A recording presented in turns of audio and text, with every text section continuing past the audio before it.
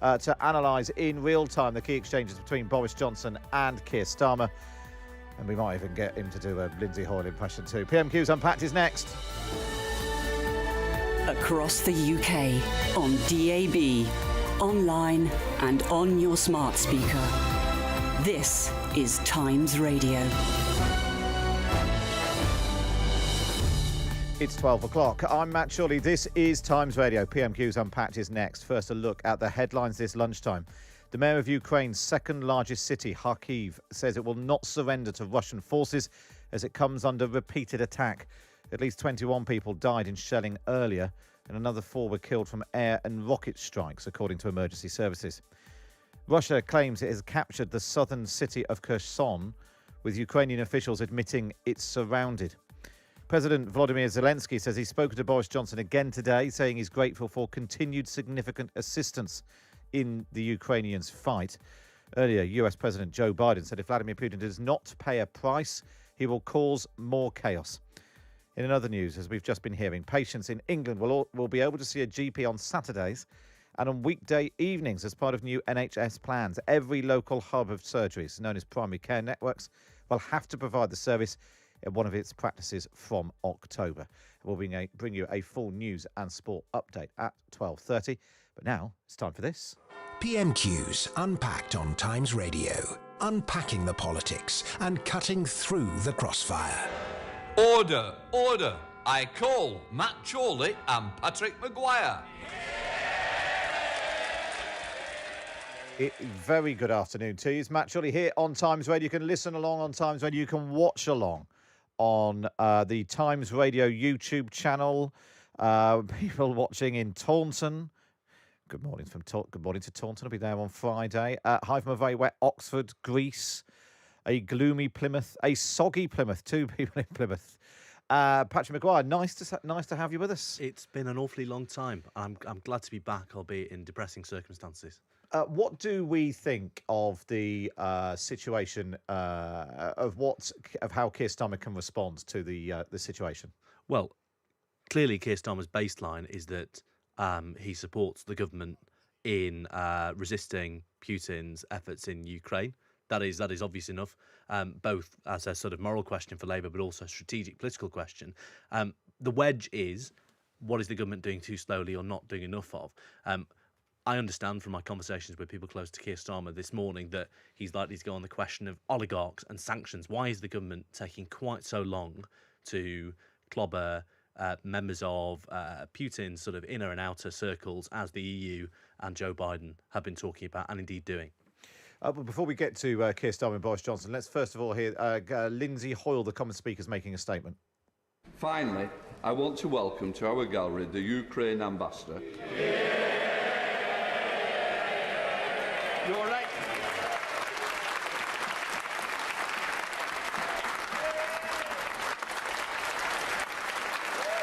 That's MPs across the House giving a standing ovation to the Ukrainian ambassador, who's sitting in the gallery above above Keir Starmer, so above the Labour side. MPs turning to applaud. A pretty extraordinary scene, that. I'm told even the press gallery are applauding, which is incredibly rare, as you'll be able to say from experience, Matt. You don't very often get the press gallery applauding it during PMQs. It's slightly reminiscent as well, Patrick, of the scenes we saw in the European Parliament yesterday with, standing ovations for President Zelensky as well. Indeed, yeah. Boris Johnson applauding on the front bench there as well. We can see Alok Sharma, the COP26 president. He's got a blue and yellow ribbon. It's a sea of blue and yellow, I think, well, on both sides of the chamber, isn't it? I think, in fact, Boris Johnson appears to be kicking off with a short statement to the House of Commons as well. So we'll take a listen to that. Speaker, question 1.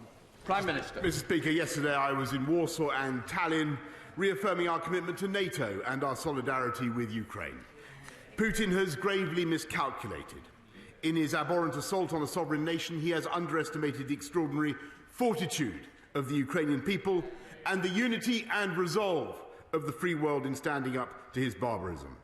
The UN General Assembly will vote later today, and we call on every nation to join us in condemning Russia and demanding that Putin turn his tanks around. If instead Putin doubles down, then so shall we, further ratcheting up economic pressure and supporting Ukraine with finance, with weapons and with humanitarian assistance. Today, the Disasters and Emergency Committee is launching its Ukraine appeal, and every pound donated by the British people will be matched by the government, starting with £20 million. Mr. Speaker, this morning I had meetings with ministerial colleagues and others. In addition to my duties in this House, I shall have further such meetings later today. Graham Stewart. We'll duck in there and we'll await for Keir Starmer's response. It's significant that Boris Johnson, actually, he's wearing a pin badge with the Union Jack and the Ukrainian flag as well. This announcing of fundraisers, because it does feel, Brits feel like they want to do something, and they're not sure what. This announcement of donations being match funded by the Treasury's to the tune of £20 million. Yeah, not it's certainly not small beer, is it? And short of taking up Liz Truss's suggestion to take up a rifle and go out, which has been quashed by every minister who's been on the radio since, I think most people will hear that and be deeply reassured. Lots of you posting comments and hellos from where you're watching in for PMQs around the world. Guadeloupe, Wiltshire, Washington, D.C., Essex, Indiana. You can go online. You can watch PMQs Unpacked. They're your tour dates, aren't they? It's a slightly more convenient order than the places I'm going. You watch along. Go to YouTube. Search for Times Radio. You can watch a pretty huge moment already with that round of applause in the House of Commons for the Ukrainian ambassador who is watching proceedings in the House of Commons. This is question number 1 from Keir Starmer.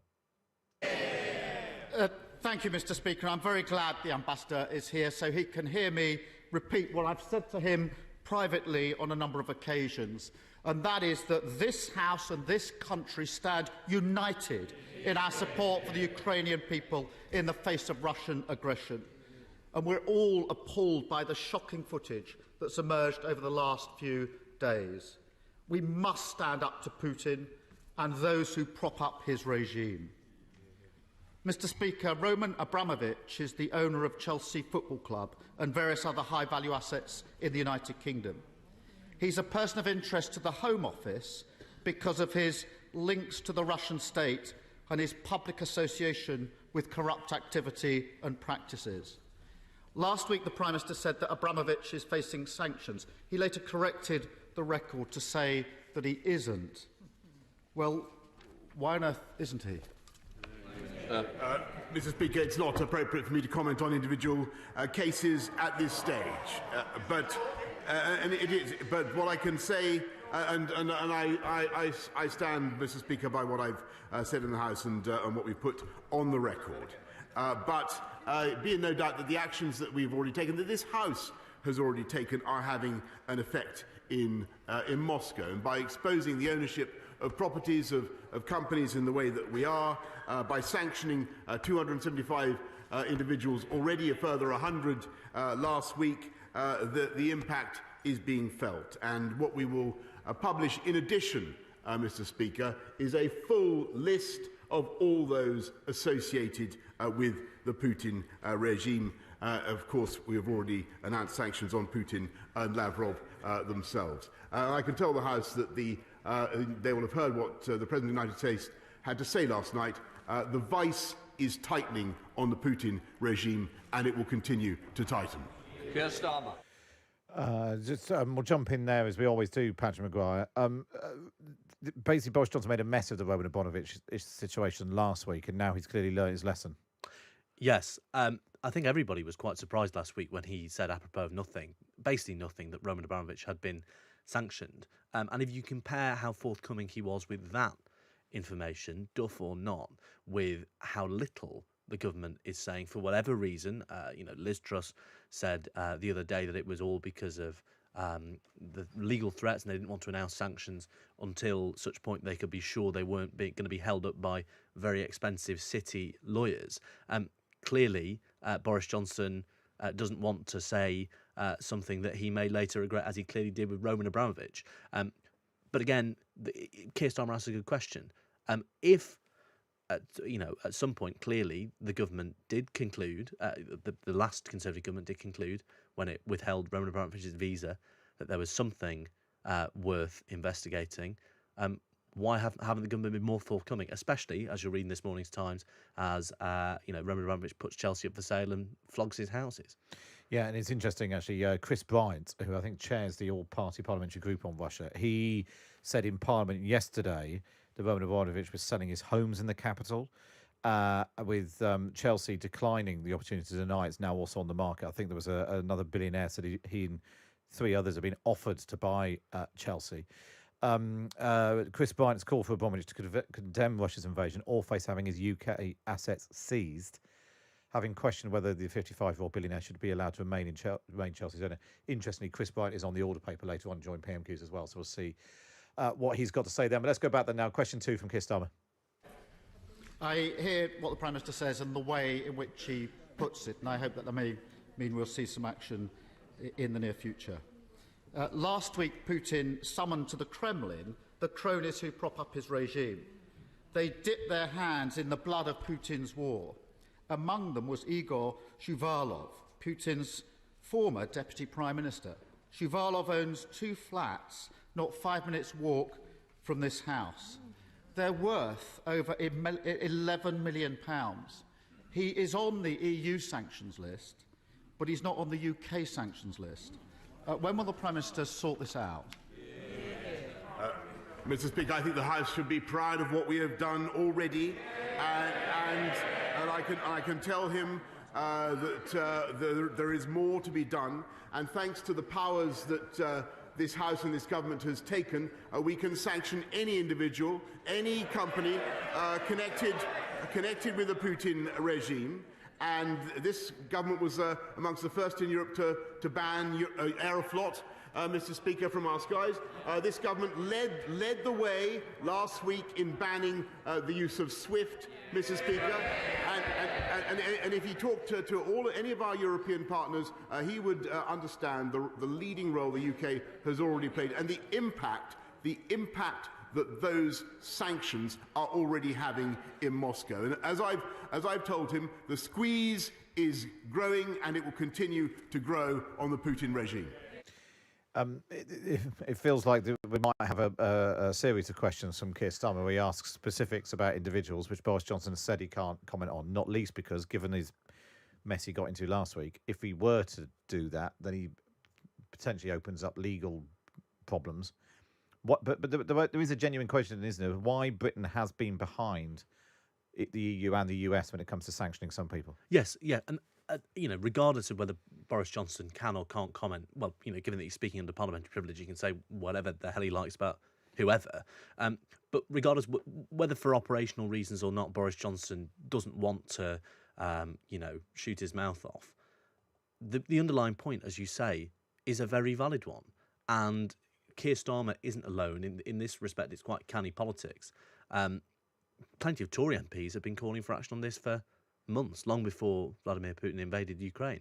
So I think it's a question that will strike a chord across the House and with the wider public. And for Boris Johnson to say, we're leading the world in sanctions, the vice is tightening, manifestly it isn't. And also, there's a case for saying that the time for tightening has passed. Long past.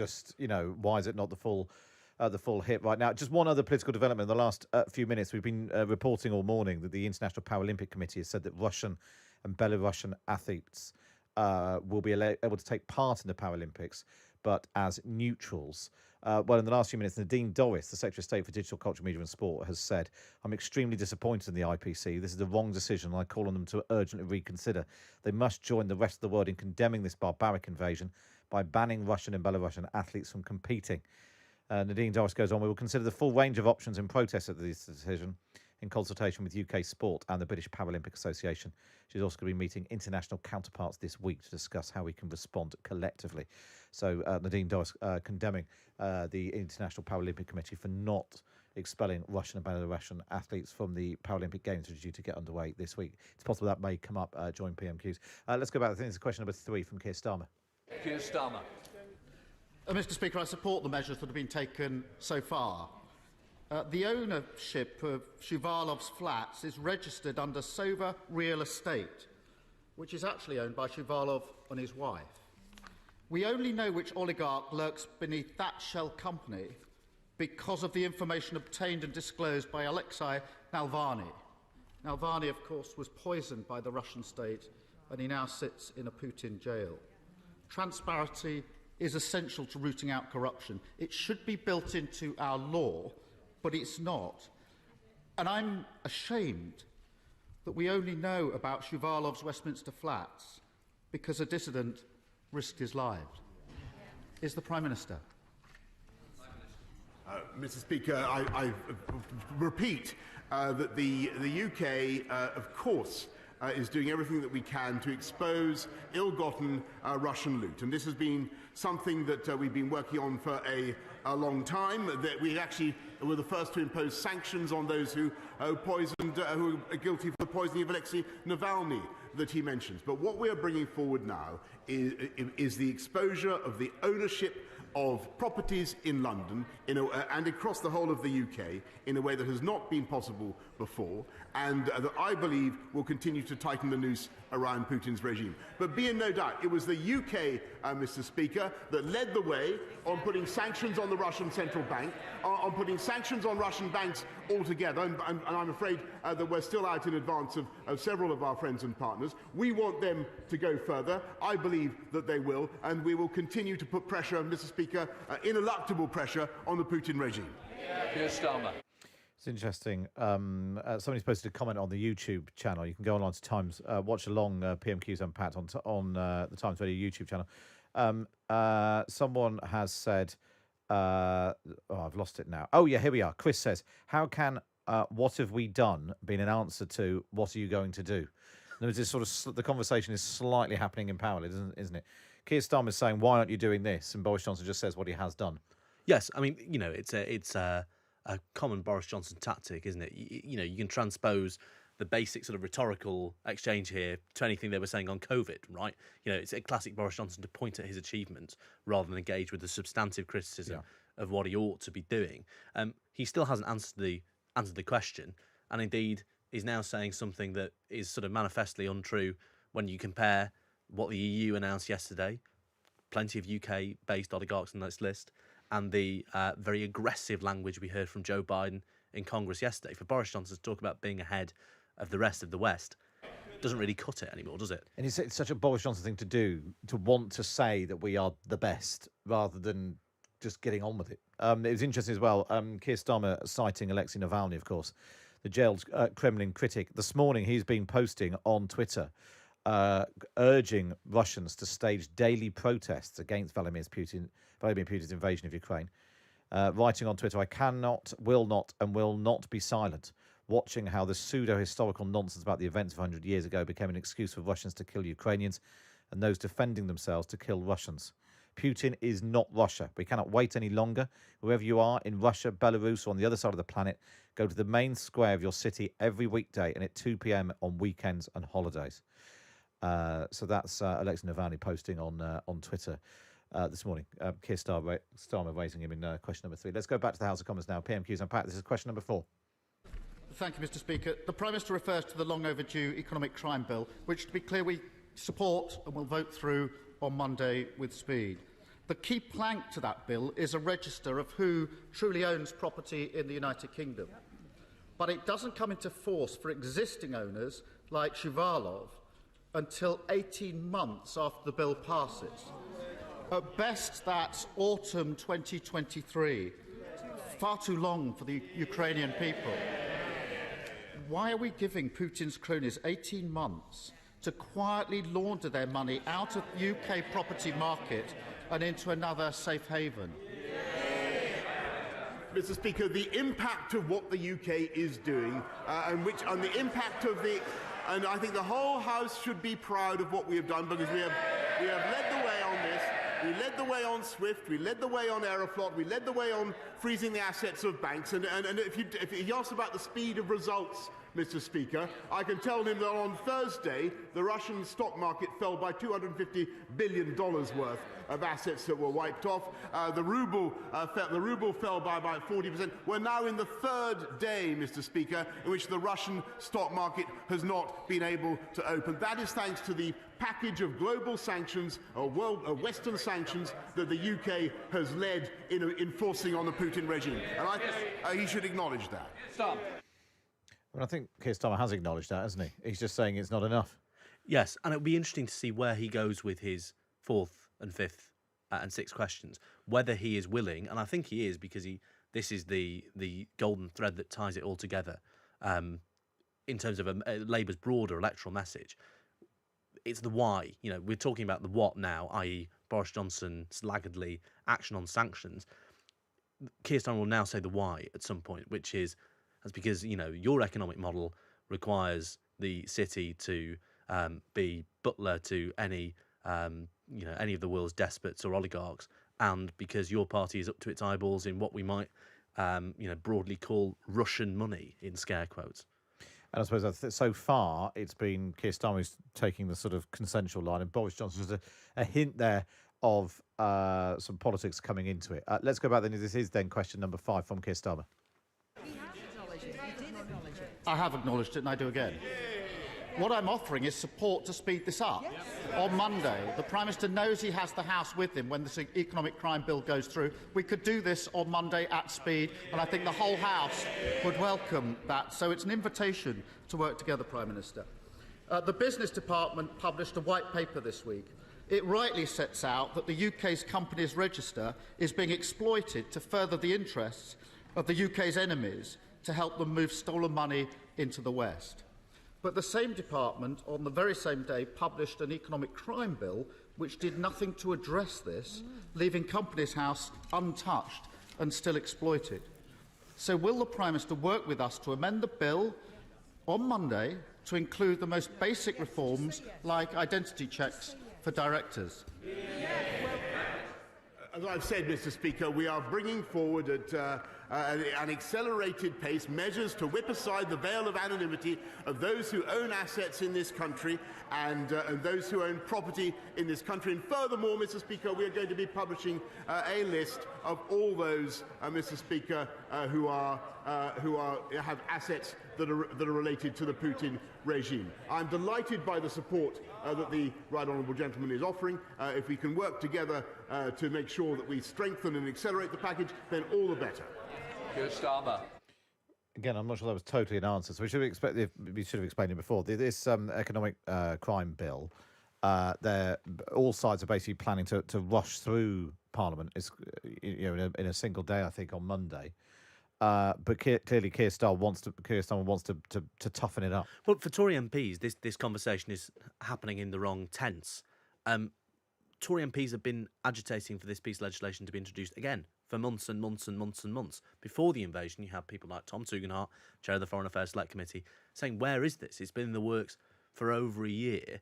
What is it about this government and this Prime Minister, be it incompetence or something more nefarious, that means this key plank of our legislative agenda, and a key piece of legislation for national security, is nowhere to be seen? So, regardless of whether Boris Johnson's saying, we will in due course do this, even if the legislation is rushed forward, again, doesn't deal with the substantive criticism and rather undermines the argument he's been making all afternoon, which is the UK is a world leader in clobbering the Kremlin and its oligarch allies. It's interesting. He says he's going to publish a list of all of those who have assets that are related to the Putin regime, without necessarily any promise to do anything about it, necessarily. But just also publishing a list. But also, where, when? Because when's a key question. I mean, if it's into next week, we'll be up, nearly 2 weeks after the. But also, invasion. If the issue, as Liz Truss was alluding to earlier in the week, is that the very expensive lawyers the oligarchs are employing means we can't sanction them as quickly as other jurisdictions have, unless the government is willing to, as Labour MP Chris Bryant suggested yesterday, do this all in the chamber, daily if necessary, under parliamentary privilege, then what's going to happen next week in a fortnight's time when nothing has happened? Are they just going to say, oh, sorry, legal issues? I think we're well past the point, as we said earlier, where the time for talking about doing things in due course is going to, cut any ice. Several people posting comments on the Times Radio YouTube channel as well, making the point that Boris Johnson's prevarication on this is happening with the Ukrainian ambassador sitting in the gallery looking down. He's had that, round of applause is very nice, but presumably he'd rather there was some more action. They're asking for more weapons and a no-fly zone, not Vladimir Putin and Roman Abramovich's children's ponies or whatever. Well, let's go. I think this is the last question then. This is now question number 6. It's PMQs Unpacked. It's question number 6 from Keir Starmer. Mr. Speaker, we will work in that spirit and bring forward amendments on Monday to try and achieve all the ends that I've identified in these questions. And I think this can be voted through on Monday at speed with the full support of the House. And I'm very pleased that we can show that unity with the Ambassador here watching us. In this week of darkness, we have seen glimmers of hope in the resolve of Ukraine, in the unity of our allies, and in the bravery of Russian protesters. They remind us that the Russian people are not our enemy. They are the victims of thieves who've stolen their wealth and stolen their chance of democracy. For too long, Britain has been a safe haven for stolen money. Putin thinks that we're too corrupted to do the right thing and put an end to it. Does the Prime Minister agree that this House and this country stands united in our support for Ukraine, and now is the time to sanction every oligarch and crack open every shell company so we can prove Putin wrong? Yes, Mr. Speaker, and that's why this government has brought forward the unprecedented measures that we have. And I know that the whole House will agree with me that nothing we do in rooting out corruption and corrupt money in London or any other capital should for 1 minute, and I want to agree with him very strongly, should for 1 minute distract from where the true blame for this crisis lies, which is wholly and exclusively and entirely with Vladimir Putin and his regime. And I'm glad that the benches opposite are resolved as we are that Putin must fail in his venture, and that we must ensure, Mr. Speaker, that we protect a sovereign, free and independent Ukraine. And that is what we are going to do. And with the unity of this House, Mr. Speaker, with the continued heroism and resolve of the Ukrainian people, which is so amazing, that we've seen over the last few days, and with the unity of the West that we are seeing, which I think has also taken aback President Putin, I've no doubt at all, Mr. Speaker, that he will fail and that we will succeed in protecting Ukraine. He'll perish. Well, that's the that felt like both of them trying to deliver the clip for the news there, as sort of after some quite technical, detailed questions from Keir Starmer. Once again, and he keeps describing as a dark moment, glimmers of hope. But again, putting pressure on the Prime Minister to go further, to sanction every oligarch and crack open every shell company to prove Putin wrong. Yep, and that's a high old bar. And it's not surprising there was a noticeable, even by Boris Johnson's sort of juddering standards, there was a noticeable hesitation in his voice. Because he knows, and Downing Street know, the Treasury know, that sanctioning people up to the eyeballs, as Keir Starmer is demanding, means a reckoning with the way the British economy and its service sector and the third-rate public schools that so many Conservative MPs, attended and hold dear, means a reckoning that will bankrupt swathes of the British economy. And clearly the pressure isn't just coming from the Labour Party. Sajid Javid in Cabinet yesterday said we needed to take on the white-collar collaborators, but there is a reason, and you don't have to be a the sort of person with FBPE in their Twitter handle, or someone who deals exclusively in 25-part Twitter threads to believe this. It's incredibly difficult for a country whose economy works in the way we've configured ours, and that's why Keir Starmer can speak with an assurance that is escaping Boris Johnson, as much as he is attempting to project himself, not entirely baselessly, as the person spearheading a united Western response. Loads and loads and loads of comments about this on the YouTube channel. Femi says, Matt, why do you keep on being relentlessly partial in your commentary by repeating ad nauseum that we, the UK, are behind in sanctioning certain oligarchs or Russian assets? Well, because we are. Yeah, that's why. It's not a partial point. That's just a factual point. If you look at the list of people who the EU and the US have sanctioned, how many is it? Is it 8 named people? 8. None of whom, or maybe only one of whom, I can't remember which. I'm sure YouTube commenters will correct us on this. Have significant UK assets, and and in which case, what's the point? Yeah. Just posting can be objective, please. That is an objective fact that there are more people who've been sanctioned by the EU, and it's a reasonable criticism of the government. The Prime Minister can't say we're leading the world if other parts of the world have factually, numerically done more. And if the government, wants to say these are the people we are going to sanction, or these are the people who are on our list, say it. You can't stand up in the House of Commons and say there are legal issues. That's the whole point of parliamentary privilege. Say what you like. Yeah. And we should just explain to people when we talk about that, because we've had, I think, Bob Seeley, Conservative MP, Dame Margaret Hodge as well, I think Chris Bryant too. Just explain to people when we talk about parliamentary privilege, what are we talking about? Well, it's the right of any MP to say what they like in the Commons or Lords Chamber without the threat of legal action. It's a very important principle that no amount of money or coercion should stop MPs being able to speak freely about whomever or whatever they like in the legislature. And that's why you have and we as a result, hacks, can report it freely. That's why you saw Peter Hain named Philip Green as the business magnate who was subject to allegations of harassment when John Hemming, the Liberal Democrat MP, broke Ryan Giggs's super injunction about a decade ago.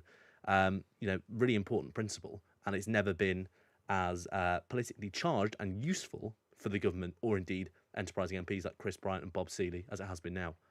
Yeah, and I suppose we may well see a bit more of that. We'll hopefully be able to bring you Chris Bryant's question in the House of Commons shortly. That brings us to the end of PMQs Unpacked, where we unpack the key exchange between Boris Johnson and Keir Starmer. Up next, we'll bring you the best of the rest, including we will hear from Ian Blackford, not least because he's turned up in the House of Commons dressed as the Ukrainian flag, basically. He's got a bright blue suit on and a bright yellow tie and a ribbon. It's very powerful. Good for him. Right, we'll bring you the best of the rest of PMQs in a moment. Stay tuned on the YouTube channel. If you want to ask Patrick and I any questions, I'll try and answer them as we go along on the Times Radio YouTube channel. But now let's get a news update from Nick Ellaby.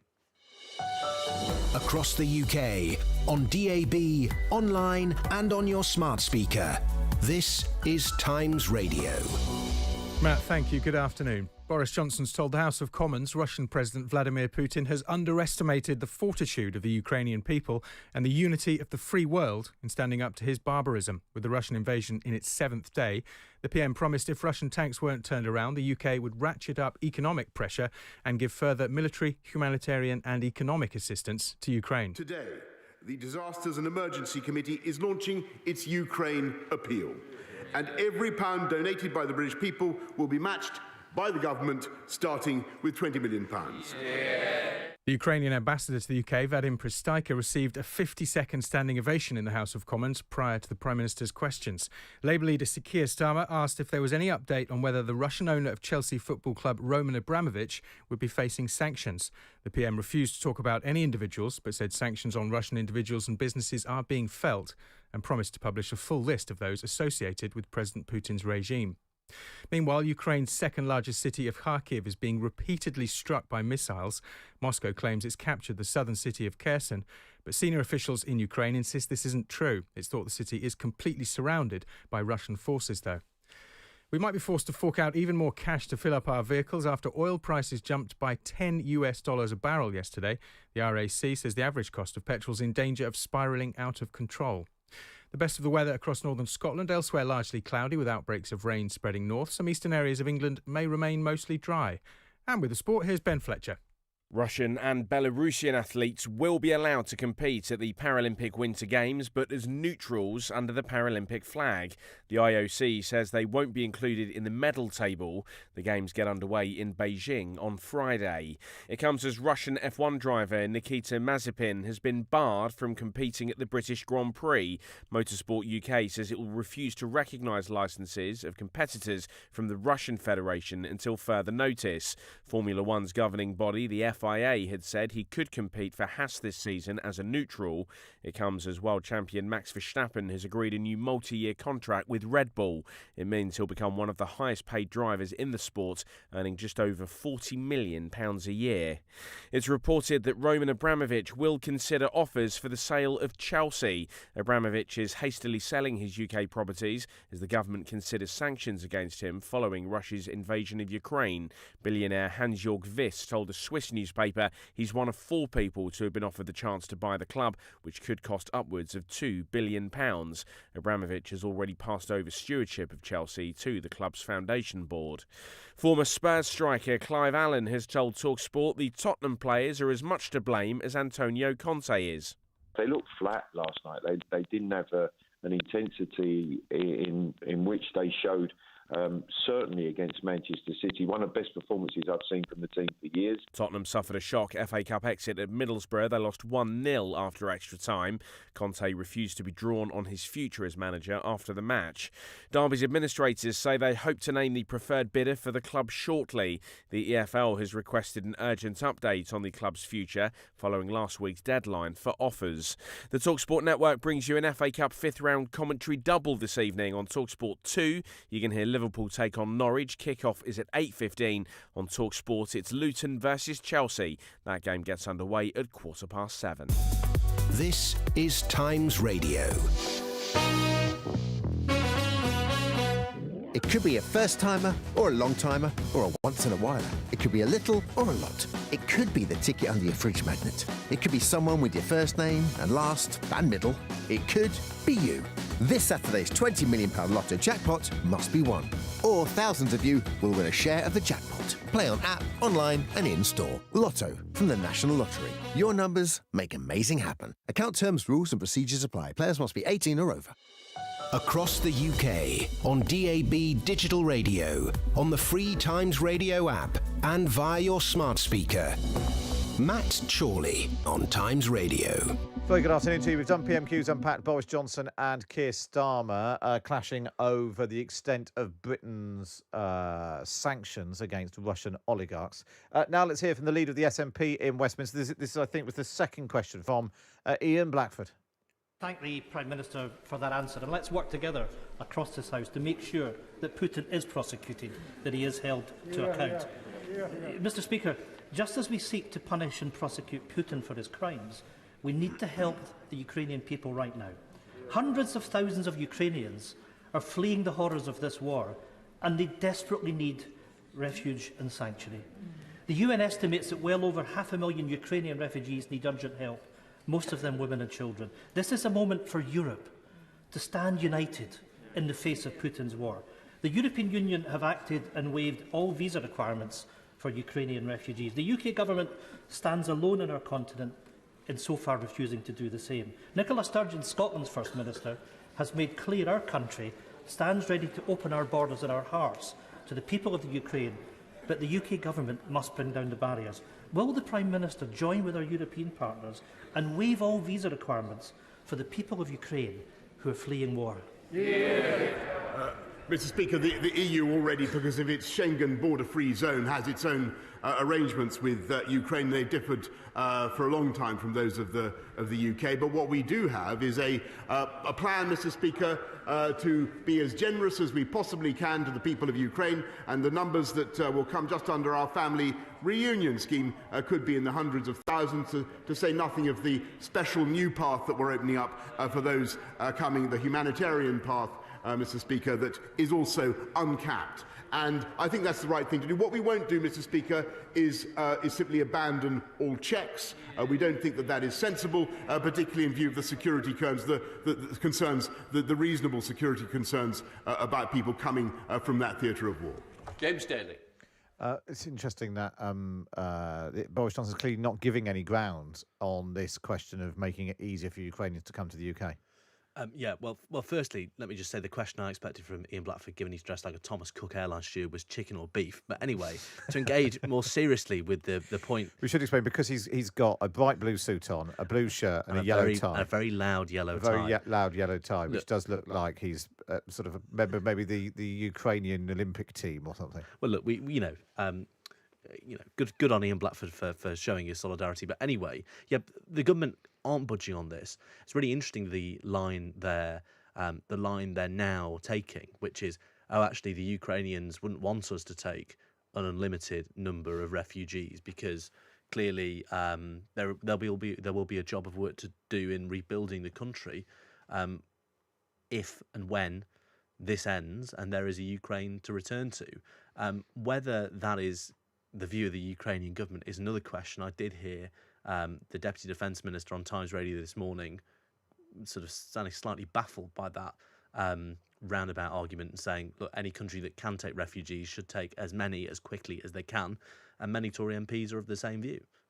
We'll see how long that does feel like one of the things that the government could have got ahead of, and instead of being slightly dragged to what feels like a situation where the offer ends up being much more generous. We were mentioning Chris Bryant. He was one of those who's been using parliamentary privilege to name some oligarchs. He's had a question at PMQs. Let's take a listen. Chris Bryant. Thank you, Mr. Speaker. Putin is the only enemy, but I do feel ashamed. The United Kingdom signed the Budapest Accord in 1994, guaranteeing the territorial integrity of Ukraine. 23 men who once sat on these benches gave their lives for plucky little Belgium. They have shields down that end. 22 did the same for Poland. They have shields down this end. And we're not guaranteeing the territorial integrity of Ukraine.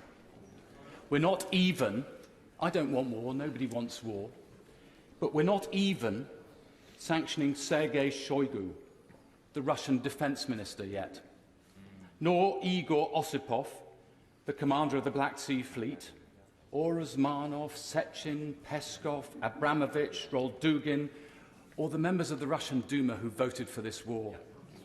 Why don't we use parliamentary privilege to get this out there so the lawyers can't attack the sanctions that we must surely bring rapidly today?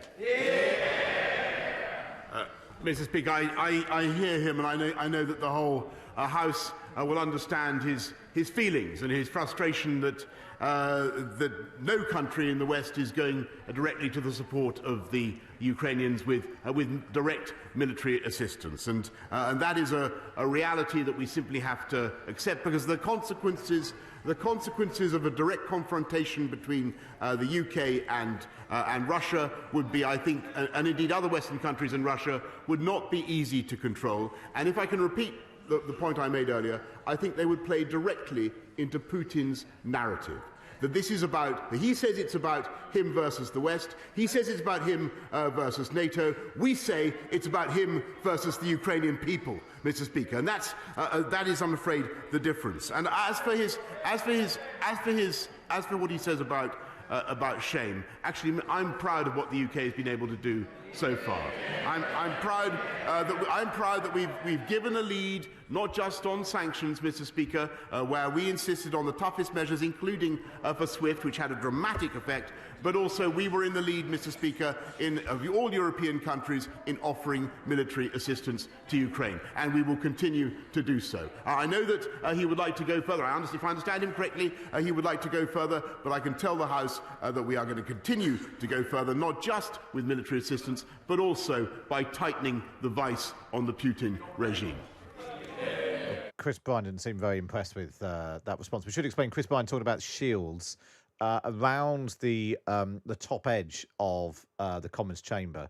There are individual shields marking MPs who died in the First and Second World Wars and subsequently since. So I think there's one for Joe Cox. And if there is Ian a Gow and David there will Amos, be one for David Amos. So I should explain that's what he was referring to when it comes to shields. Again, a very passionate, detailed question from Chris Bryant with much the same answer from Boris Johnson. Yes. The answer, he didn't answer the point about parliamentary privilege. He didn't give a time frame. Obviously, Chris Bryant wants it today. It might not happen today. If the well-oiled tanker that is the Foreign Office and the Home Office need to do their thing. But Boris Johnson didn't even proffer, we can't do it today, but by the end of the week or whatever. Yeah. And clearly that we return again to the evergreen point that the government is clearly dragging its feet on this for a reason. and it's not a reason that it's prepared to discuss in public. That might be national security, whatever that might or it might be an more unsavoury or more uncomfortable calculation about the City of London or whatever. Let's finally then, I think we've got a question now from the Conservative MP, Alex Shelbrook. Let's take a listen. Thank you, Mr. Speaker. Satellite images show a 40-mile-long convoy of military hardware heading towards surrounding the cities of Ukraine. We know from Grozny what the intention of Vladimir Putin is going to be. Mr. Speaker, hundreds of thousands of people are going to be murdered in these cities. Think of in this house, everybody, think of your families, think of your neighbours, think of relatives you may have aboard. They are going to be murdered. Now, the Prime Minister has led the world in the reaction to what's going on, and I'm proud of what he's done. So can I ask my right honourable friend, I know he's probably not been to bed for a week, but can I ask him to use every second he's got remaining until this tragedy is surely going to unfold to try and prevent it from happening? Alex Shelbrook looking visibly Mr. emotional. Speaker, this was, of course, one of the subjects that I discussed this morning with Volodymyr Zelensky. And I think to many people looking at it, if I just be quickly, Mr. Speaker, they will wonder why it is impossible to interrupt the progress of those tanks with airstrikes or from a drone, for instance, which we know that the Ukrainians have. Technically, unfortunately, it turns out militarily it is not as easy as you might think, Mr. Speaker. And the tragic reality is that Vladimir Putin is going to continue to grind his war machine forwards if he possibly can. That is why it is vital that we continue the military support that we are offering, and that is why it is also vital that together with the United States, with all our friends and partners in the West, we intensify and accelerate the programme of economic sanctions that is already hurting.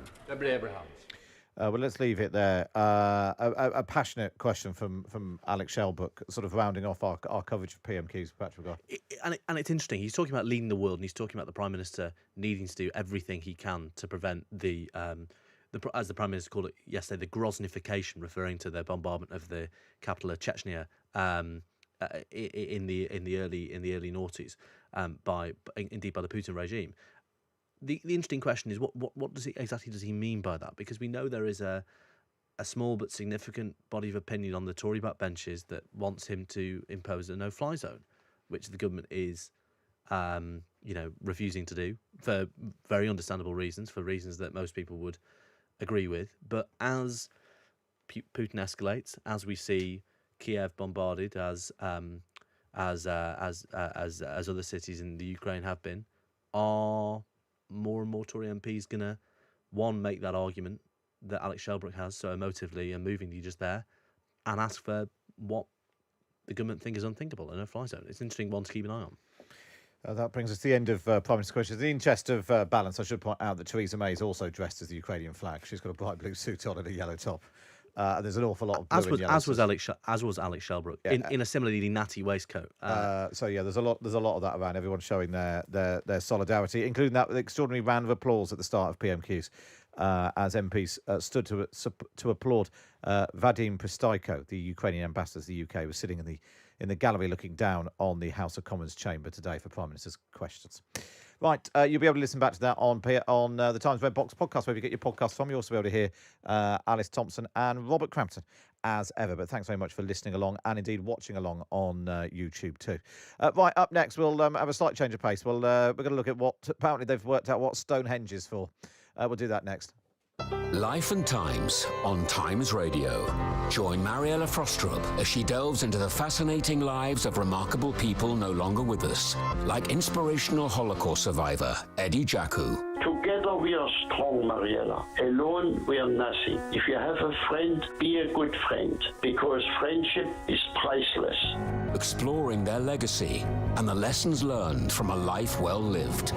Life and Times with Mariella